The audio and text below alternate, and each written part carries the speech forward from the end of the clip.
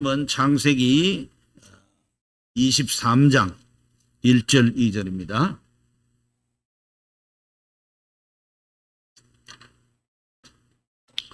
창세기 23장 1절 2절. 사라가 127세를 살았으니 이것이 곧 사라가 누린 횟수라. 사라가 가나안 땅 헤브론 곧 기랏 아르바에서 죽음에 아브라함이 들어가서 사라를 위하여 슬퍼하며 애통하다가. 아멘. 오늘은 아브라함 그 설교 20번째로 사라의 사명 이런 제목으로 같이 은혜를 받고자 합니다. 사라는 우리가 잘 알다시피 아브라함의 아내지요. 또 아브라함과 더불어서 언약을 받은 자지요. 언약의 공동 상속자라고 할 수 있고, 특별히 그 사례가 사라라는 이름으로 바꾼 데서 볼 수 있는 것처럼 열국의 어머니, 즉 여러 민족의 어머니, 수많은 사람들의 어머니다 하는 그런 별명이 붙은 여인입니다. 오늘 127세를 일기로 그는 이제 하나님의 부르심을 받았습니다.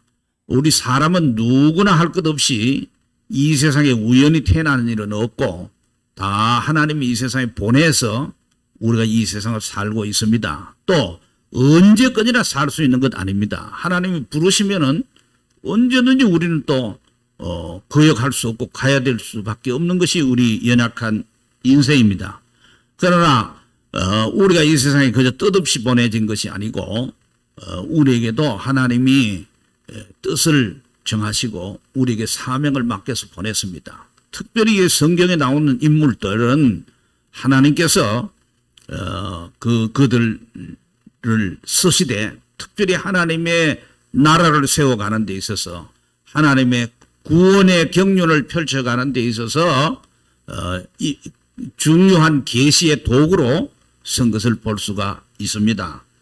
그런 면에서 오늘은 아브라함의 아내 사라, 즉 여러 민족의 어머니로 일컬어지는 이 사라라고 하는 127년을 살았던 한 여인의 삶을 우리가 생각하면서 그 여인이 하나님이 우리에게 계시하는 도구로서 어떻게 쓰임받았나 하는 것을 한 두 가지 정도로 나눠서 생각을 해보려고 합니다. 첫째 하나는 이 복음이 무엇인가? 어떻게 해서 우리가 천국을 소유할 수 있는가? 어떻게 우리가 구원을 받는가? 어떤 것이 바른 믿음인가? 하는 것을 우리에게 가르쳐 주는데 사라가 쓰임을 받았습니다. 오늘 갈라디아서 여기 자막에 있는 대로 4장 21절부터 보면은 그렇게 되어 있습니다. 내게 말하라. 율법 아래 있고자 하는 자들아 율법을 듣지 못하였느냐? 이거는 갈라디아 교회에 보낸 편지 아닙니까? 갈라디아 교회는 여러분 잘 아시다시피 바울이 전도해서 복음을 전해서 예수님을 그리스도로 믿도록 해서 세워진 그 지역 교회입니다. 물론 가정에서 모이는 교회지요. 지금처럼 뭐 십자가를 달고 예배당 이름을 붙여놓고 어느 예배 처소가 따로 있었던 것이 아니고 그 당시에는 다 가정에서 10명, 20명, 많이 모이면 30명 이래 모였을 것으로 우리가 추정을 합니다. 그러니까 가정교회라고 볼 수 있죠. 거기는 간판도 없어요. 십자가도 붙어있는 게 없어요. 그런데 그 예수를 믿는 이들에게 또 이제 율법도 지켜야 된다 하는 그런 그 잘못된 사상이 전해졌습니다. 다시 말해서 우리가 예수 믿는 걸 믿지만은 동시에 또 할례도 받아야 된다. 그래야 온전하다. 이런 가르침이에요. 그럴듯해 보였어요. 그러나 바울은 급히 갈라디아서를 쓰면서 1장 8절에는 내가 받아가지고 너에게 전해준 복음, 즉 다메섹 도상에서 부활하신 예수님을 만나고 아라비아에서 3년간 또 이렇게 삼청천에 경험하면서 계시를 받은 것이 참 지극히 많이 있었는데 그걸 우리에게 복음으로서 성경에 기록해서 줬습니다. 그래서 여러분 그 참 27권의 신약 성경 가운데 반틈 13권, 히브리서도 그가 썼다고 하면 14권이나 되는 엄청난 분량의 중요한 성경들을 바울이 썼습니다. 하나님이 바울의 손끝을 통해서 우리에게 하나님의 뜻을 계시해 주었다 이 말이죠. 그런 그가 하늘에서 내려온 천사라 할지라도 직접 심부름을 받고 온다 할지라도 내가 받아가지고 너에게 전해준 복음 이거 외에 전한다면은 그건 저주를 받을지어다 그랬어요. 무슨 뭐 자기 것만 다라고 하는 어떤 독선적인 것에서 말한 게 아니고 이 복음의 계시가 분명한 하나님의 뜻이다. 이거밖에는 없다 하는 걸 분명히 명확하게 기준을 제시해 주었습니다. 그래서 그런데 그 갈라디아 지역에 이제 율법 즉 할례도 지켜야 받아야 된다고 하는 그런 것에 대해서 교인들이 또 헷갈려서 거기에 또 동조하는 사람들이 생겨났단 말이에요. 그래서 이 편지 쓴 거예요. 여기에 보면 기록된 바 아브라함에게 두 아들이 있으니 하나는 여종에게서, 여종은 애굽에서 온 하갈이죠. 하나는 자유 있는 여자에게서 났다. 그런데 자유 있는 여자는 바로 오늘 사라예요. 그렇죠? 자유란 말이 있고 종이란 말이 있잖아요. 그죠? 종은 얽매이는 거예요. 묶인 거예요. 뭔가 속박을 당하는 게 종이잖아요. 자기 마음대로 못해. 종은 주인을 볼 때 두려워하는 마음이 있고 눈치를 보고 이러는 거예요. 그 반면에 자유는 우리가 복음으로써 예수 그리스도로 말미암아서 우리가 자유함을 받은 거예요. 죄에서 자유함을 받았고 사탄에게서 자유함을 받았고 이 세상으로부터 자유함을 받았고 이런 거죠. 두 아들이 있다고 그랬는데 하나는 이스마엘이고 하갈에게서 난 거죠. 종에게서 난 거는 이스마엘이고 이 본부인인 사라에게서 난 것은 자유하는 여자에게서 난 것은 이삭인 거 여러분 아시죠? 여종에게서는 육체를 따라 났고 자유있는 여자에게서는 약속으로 말하면 육체와 약속이라고 했어요. 육체라는 것은 몸뚱아리를 말하는 게 아닙니다. 이삭은 몸뚱아리를 안 낳습니까? 다 여자의 몸을 빌려야지. 그런 뜻이 아니고 이는 인간의 생각으로, 인간의 좋은 생각으로. 사라가 처음엔 그 잘못 생각해가지고, 그죠? 하갈을 계집종을 남편에게 들여보냈잖아요. 그래가지고 나도 아브라함 자손은 틀림없으니까 하나님의 뜻이 그렇게 될지 않으냐, 이래가 한 거예요. 이게 육체를 따라 났다는 거, 그게 이스마엘이에요. 자유 있는 여자는 약속을 말, 100세, 90세 된 할머니, 할아버지에게 도저히 죽은 것 같아가지고, 거기에는 자손이 날 수 없는 처지인데, 하나님이 내년 이맘때에 네가 아들을 낳게 된다 하고, 말씀을 하시니까, 정말 그때 돼가지고, 기적적으로, 고목에 꽃이 피듯이 이렇게 났단 말이에요. 자식이 낳은 이삭이죠. 약속으로 말미암았다. 약속하시면 그대로 이루시는 분이다. 이게 비유라고 그랬어요. 비유. 이 비유라는 말은 여기 이제 파라볼레라고 하는 비유하고 다르고 이건 알레고리인데 풍류라. 이 여자들은 두 언약이라고 그랬어요. 여자가 두 언약이라고 그랬는데 하나는 신의 산으로부터 종을 낳은 자니 하갈이라. 신의 산은 바로 모세가 이스라엘 백성을 이끌고 나와가지고 십계명 받고 다른 율법들과 말이에요. 그 다음에 성막 규례를 다 받은 곳이 아닙니까? 대표적으로 십계명. 그리고 그 언약을 맺은 것이에요. 그 신의 산으로부터 하는 것은 바로 여기서 신의 산 언약이란 말이 나와요. 신의 산 언약. 시나이 산 언약이다. 그리고 이건 모세가 받은 언약이기 때문에 모세 언약이라는 말로 써요. 그래서 거기는 종을 낳았어요. 종이라는 거는 매이는 거예요. 그치? 그 율법을 받았잖아요. 십계명을 받았어요. 그 십계명뿐만 아니라 다른 여러 가지 안식일을 지키라는 여러 가지 규례들을 다 받았단 말이에요. 그러면 거기에 속박을 당하면 법은 우리를 지켜야 되니까. 하지 마라 그러면 하지 말아야 되고 해라 그러면 한단 말이에요. 그것이 법이란 말이에요. 그런 속박하에 있었는데 바로 하갈을 가르쳐 말아요. 그 다음에 이 하갈은 아라비아에 있는 시내 산으로서 지금 있는 예루살렘과 같은 거지 그의 자녀들과 더불어 종로로 타고 그랬어요. 그러고 난 다음에 오직 위에 있는 예루살렘 자유자라 그랬어요. 땅에 있는 예루살렘이 있어요. 거기는 성전이 있고 제도가 있고 제사장이 있고 바리새인들이 있고 서기관들이 있는 그래가지고 해라 하지 마라 하는 이런 것이고 율법적인 것이고 위에 있는 예루살렘은 자유자다 그랬어요. 땅에 있는 예루살렘, 하늘에 있는 예루살렘 대칭적으로 지금 비유를 합니다. 우리 어머니라 그래서 우리 어머니 갈라디아 교인의 어머니요, 바울의 어머니요, 또 같은 복음을 받은 우리들의 어머니란 말이에요. 우리들의 어머니. 그런 면에서 사라는 우리들의 믿음의 어머니, 믿음의 어머니. 그걸 생각합니다. 형제들아, 너희는 이삭과 같이 약속의 자녀. 우리는 누굽니까? 이삭과 같이 약속의 자녀라 그랬어요. 그러나 그때 육체를 따라 난 자가 성령을 따라 난 자를 박해한 건 이제도 그런. 이 육체를 따라 난 자 하는 것은 이스마엘을 가르치는 것이고 성령을 따라 난 자는 이삭을 가르쳐 말해요. 그러니까 이게 무슨 얘기입니까? 창세기 21장에 보면은 이삭이 젖을 뗄 때, 되게 2살이나 3살일 때라고 그래요. 젖대는데 잔치를 벌이고 있는데 그 이복 형, 배다른 형인 이스마엘, 13살 차이니까 이삭을 3살로 보면 16살이죠. 그런데 이삭을 희롱했다는 거예요. 이게 별거 아닌 것 같고 뭐 아예 장난칠 수 있지 않나 이렇게 생각할지 모르지만은 그걸 지금 성령의 감동을 받은 바울이 어떻게 해석을 하느냐 하면은 박해로 했어요. 박해. 그 무슨 얘기입니까? 복음을 믿는 자들을 이삭이 약속으로 난 자인데 복음을 언약을 계승한 자니까 이 아브라함에게 받은 언약 그건 다시 말해서 아브라함의 후손 가운데 메시아를 보내주겠다 하는데 그 메시아를 믿으면은 구원받는다고 하는 거. 이게 뭡니까? 이게 바로 아브라함 언약의 내용이지. 그게 오늘날 우리 복음이란 말이에요. 복음은 뭡니까? 예수를 오직 믿음으로 우리가 의롭다함을 받는다는, 구원을 받는다는 거예요. 여기에 이거를 아브라함에게 받은 언약의 계승자인 이삭을 조롱한 것은 바로 언약을 거부한 것이고 언약을 그리스도를 박해한 거로 바울이 지금 해석하는 거예요. 그러니까 그때 무슨 일이 있었습니까?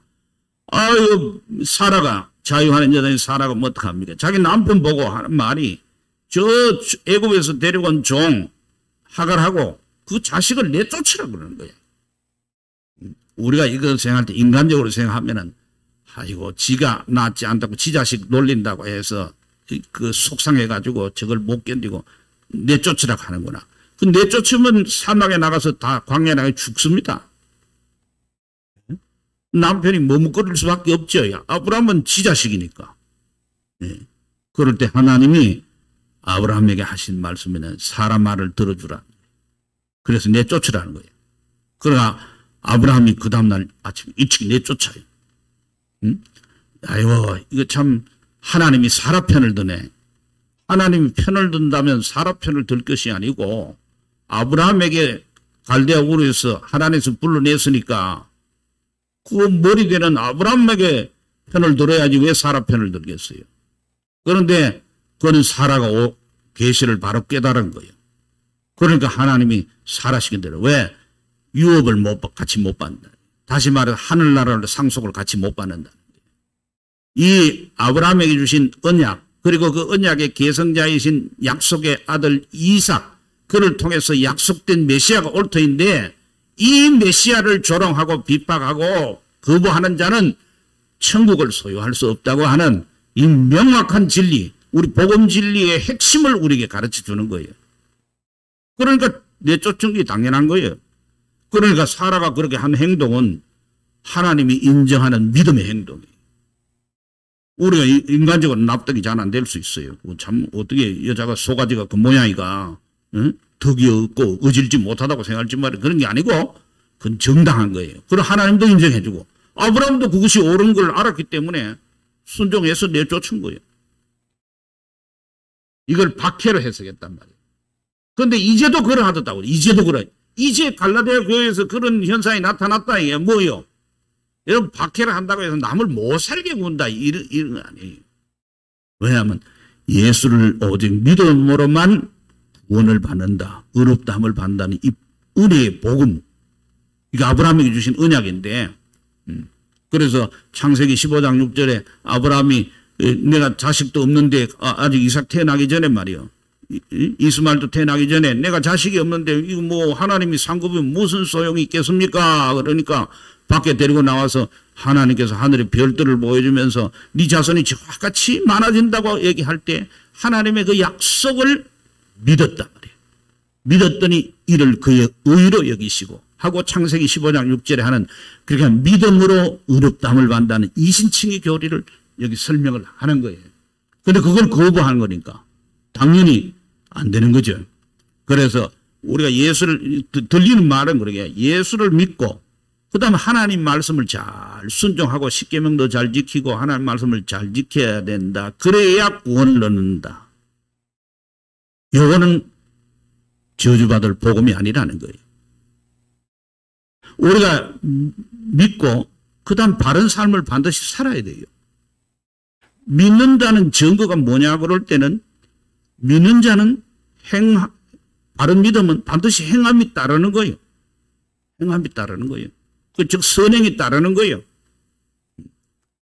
만약 어떤 사람 믿는다 그러면서 선행이 없다면은 하나님 앞에 선입니다.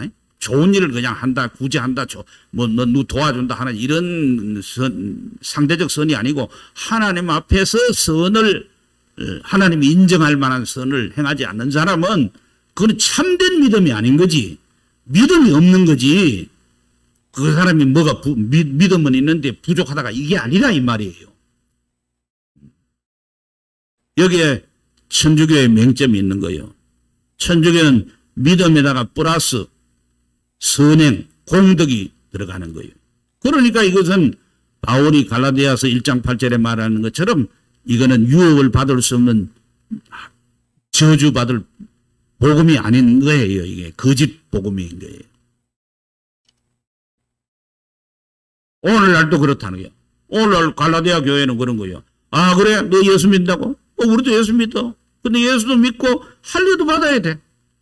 모세가 뭐라 그랬어 성경에? 할례 받으라고 했잖아. 그러니까 우리 할례를 받아야 돼. 그래야 온전히 구원받을 수 있어. 하는 것은 지금도 그런 주장을 하는 것은 모르고 했든 알고 했든 그것은 참된 복음을 받은 성령으로 난 자들을 박해하는 행위다 이 말이에요.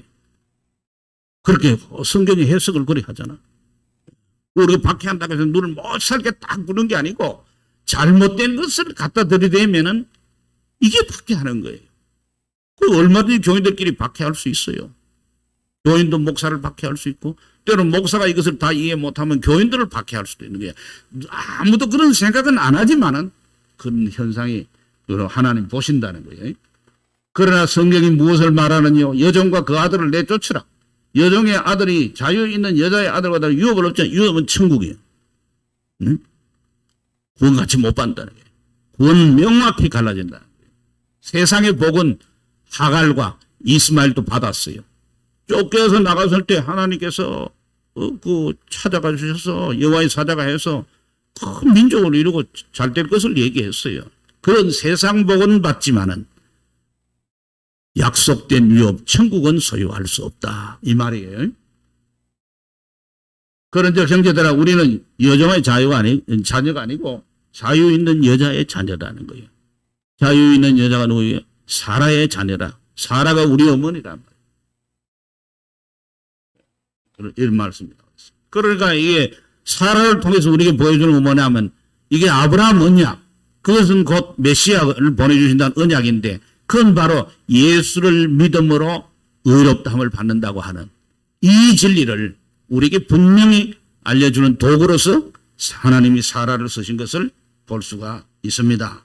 두 번째 사라를 통해서 우리에게 계시하는 건 뭐냐면 베드로전서 3장 5절에서 6절입니다. 그게 베드로전서 3장에는 이런 얘기가 나옵니다. 1절부터는 아내들아 이와 같이 자기 남편에게 순종해라 이런 말이 쭉 나오고 1절 끝에는 아내의 행실로 말미암아 구원을 받게 한다 그런 말을 해놨어요. 7절부터는 남편들아 이와 같이 지식을 따라 아내와 동거하라고 하는 부부 관계를 지금 얘기하는 거예요. 그런 가운데 예를 뭘 들었냐면은 5절 6절에 전에 하나님께 소망을 두었던 거룩한 부녀들도 이와 같이 자기 남편에게 순종함으로 자기를 단장하였나니 사라가 아브라함을 주라 칭하여 순종한 것 같이 너희는 선을 행하고 아무 두려운 일에도 놀라지 않으면 그의 딸이 된 것이니라 그랬어요. 여러분 이게 부부관계를 얘기하는 거예요. 그러나 우리가 에베소서에도 같은 얘기가 5장에 나오는데 이 부부 관계를 통해서 주님과 우리와의 관계를 또 설명하는 거예요. 그러면은 남편과 아내 오늘날은 예전하고 달라서 부모와 자식 간에도 서열이 이제 달라졌어요. 집에 무슨 결정할 일이 있으면은 애들 중심으로 다 결정해요. 네? 그렇죠? 요즘 젊은 세대들이 그렇잖아요. 또 부부간에 결정하면 부인 중심으로 해요. 남자들은 그저 죽을 고생만 하고 심부름만 해가지고 요즘 남자들이 장가를 안 가려고 그래요.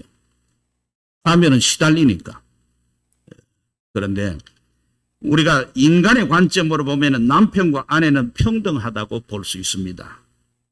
그러나 성경은 그렇게 얘기 안 하고 인격적으로는 다 하나님의 형상대로 지음받는 자지만은 남편은 머리로 아내는 몸으로 일체로 보는 겁니다. 오늘날 우리 사회가 페미니스트들이 너무나 설쳐요. 여권주의자들, 여권운동이라는 게 있어요. 서구에서 들어온 것인데 그것이 생길 만한 이유는 충분히 있죠. 왜냐니까 하도 남성 중심의 사회니까. 서구도 그렇고 우리나라도 그래요. 사실 서구도요. 이게 여자들이 바깥에 출입을 해가지고 투표권을 자기의 국민으로서 여자는 주권을 행사한 것이 얼마 안 됩니다. 우리나라가 1948년 50선거를 하면서 여자들이 투표권을 줬습니다. 여자들은 글도 잘 그 당시에 몰랐고 아만 키우고 이제 일이나 하고 이랬지. 대부분의 여자들이 그랬잖아요. 근데 알을 덜쳐 얻고는 투표장에 나와가 투표를 하는 거예요. 예? 이거 우리 역사상 획기적인 일입니다. 사실은. 예. 이러다가 세월이 지남에 따라서 이제는 여자들이 더 세졌어요. 그래서 한편에서는 여권운동도 지금 여전히 하고 있지만은 남권운동을 하는 거예요. 남자들이 이제 더 죽을 맛이다. 지금. 거의 남자들의 권리를 내놔라. 여자들은 남녀가 평등해야 된다고 그러고 이렇게 주장한단 말이에요. 그러니까 남권운동 하는 사람 뭐라고? 평등해? 그럼 너 여자들 너희들도 군대 가야지. 네? 이런 얘기가 나올 정도 남자들이 짓눌려요. 그리고 예, 저는 잘 모르지만 경험한 사람들이 그 나와서 하는 얘기를 들으니까 꼴패미가 있어요. 꼴패미 뭐냐면 페미니스트 여권 운동하는데 꼴통처럼 말이야. 거기 쑥 빠진 여자들이 있어요. 그래가지고 그 여권 운동하는 사람들이 이제는 그거를 권력으로 사용하는 정도가 됐다는 거예요. 여러분 인간은 그렇습니다. 출발은 다 좋아도 나중에는 그거를 가지고 권력화하거나 세력화하거나 자기 유익을 위해서 쓰는 경우가 너무나 많이 있습니다. 그런데 성경은 말하기는 언약 안에는 질서가 있는 거예요. 질서가. 그것은 사랑과 순종이에요. 주님이 우리에게 민원이에게 주시는 계명은 딱 하나예요. 서로 사랑하라는 거예요. 그렇죠? 하나님을 향해서는 사랑하고 이웃을 내용같이 사랑하는 이게 있으면서 믿는 이들끼리 준 것은 서로 사랑하라. 세 계명을 너에게 주는 사랑하라는 거예요. 그러면 남편도 아내를 사랑해야 되고 아내도 남편을 사랑해야 되는데 남편이 아내를 사랑하는 것을 주님께서 몸인 교회를 사랑하는 것처럼 희생의 죽음을 통해서 사랑하도록 한 거예요. 그런가 하면 아내가 남편을 사랑하는 건 뭘로 사랑하느냐? 그러니까 순종으로 사랑한다는 거예요. 그러니까 여기 하늘나라에 소망을 두었던 거룩한 부녀들이 그랬다는 거예요.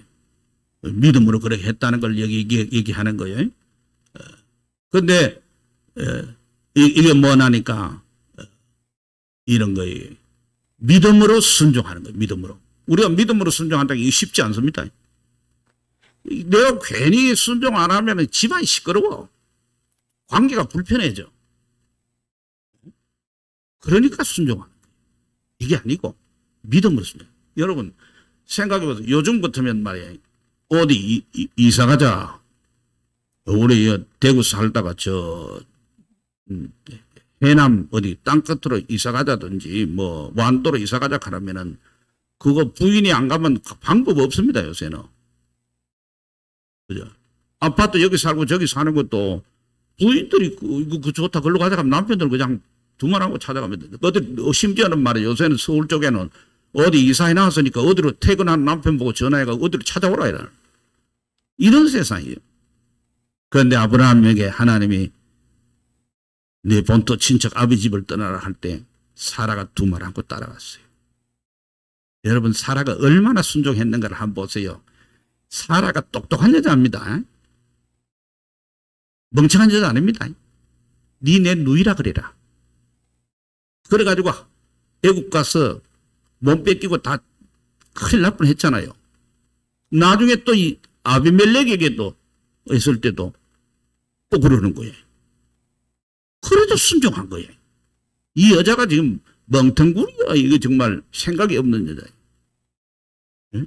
요즘 같으면 그랬으면 어디가 기사대기 양쪽으로 텔레비전에 드라마 하면은 이거 작가들이 그럴 거예요. 양쪽으로 때리라 할 거예요. 이 자식아 정신 있나 없나? 니 돈 얼마 벌어놨다고 니 지금 이혼하려고 해도 돈이 없어가 니 이혼 못할 텐데 니 어디 그런 소리 하나 이럴 거예요. 그런데 그 다 순종했다. 이거 사라도 순종하지 않은 적이 있지 않느냐? 아니 이스마엘이 이삭 절대 때 막 희롱했다고 내쫓으라고 남편 보고 바가지 팍팍 긁었지 않느냐? 그때는 남편이 뭐라고 얘기는 안 했지만 남편의 마음을 충분히 읽을 수 있잖아요. 누가 지 자식을 갖다가 죽음의 자리로 내보내겠습니까? 그런데 그때도 이 사라가 내쫓으라.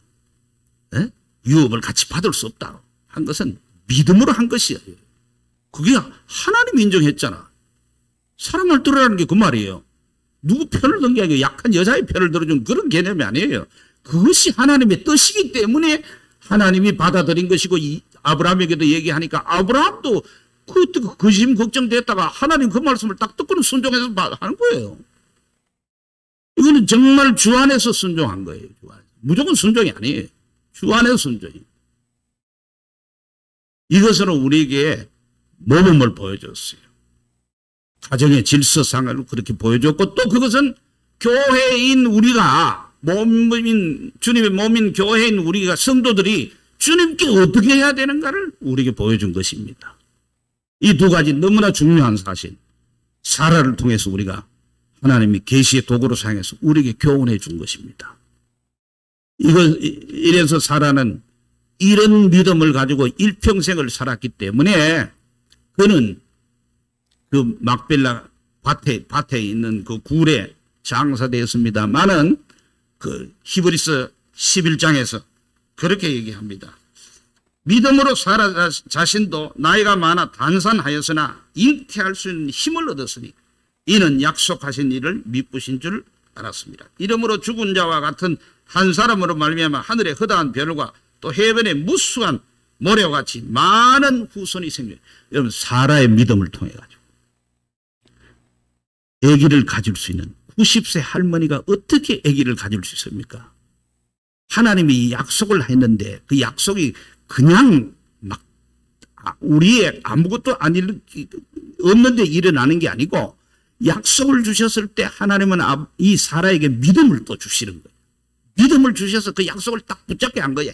붙잡게 했을 때 그 몸이 살아나서 잉태할 수 있는 아이를 낳을 수 있는 몸으로 바뀐 거예요. 그래서 이삭을 낳은 거예요. 그를 통해서 하늘의 별과 같이 모래같이 많은 후손들이 생겨났고 실제적으로 생겨났을 뿐만 아니라 여기 말하는 그것은 뭐입니까? 예수를 믿는 우리들이 바로 생겨난 것입니다. 사라가 우리 어머니를 한 이유가 그것이에요. 우리 같은 사람들이 예수를 믿어가지고 그런 복을 받게 된 게 누구 덕분이냐 할 때 1차적으로는 하나님의 덕분이요. 그리고 하나님이 쓰시는 사라의 그 믿음을 사용해서 오늘 우리들에게 이 구원의 복을 누리게 됐다. 그런 면에서 사라는 정말 훌륭한 믿음의 사람들. 이 사람들은 다 믿음을 따라 죽었으며 약속을 받지 못하여 그것들을 멀리서 보고 환영하며 또 땅에서는 외국인과 나그네 임을 정언하였으니 그들이 이같이 말하는 것은 자기들이 본향 찾는 자임을 나타냅니다.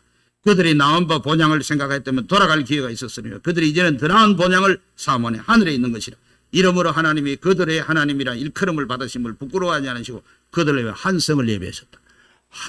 사라의 하나님이 되어주신 거예요. 오늘 똑같은 계시를 받아가 그 믿음을 우리 가졌으면 우리들의 하나님이 되신 거예요. 나의 하나님이 되시는 거예요. 그리고 사라가 그 믿음으로 하늘의 소망을 가지고 천국을 바라본 것처럼 우리들도 똑같은 그 믿음을 가지고 천국을 바라보는 저와 여러분 되시길 바랍니다. 기도하십시다.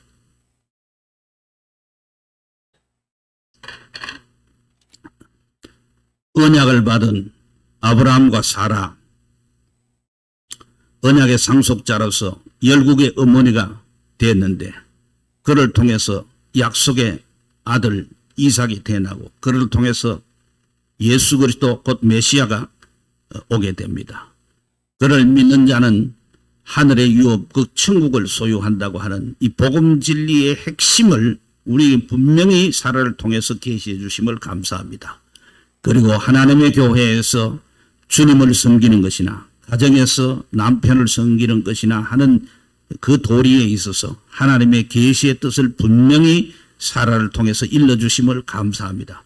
우리 계시 그대로 받아 믿고 살아가는 저희들 되게 하여 주시되 사라가 하늘의 소망을 가지고 천국을 바라보면서 믿음으로 살았던 것처럼 우리들도 그렇게 살아갈 수 있도록 복 주시기를 간절히 비옵고 원합니다.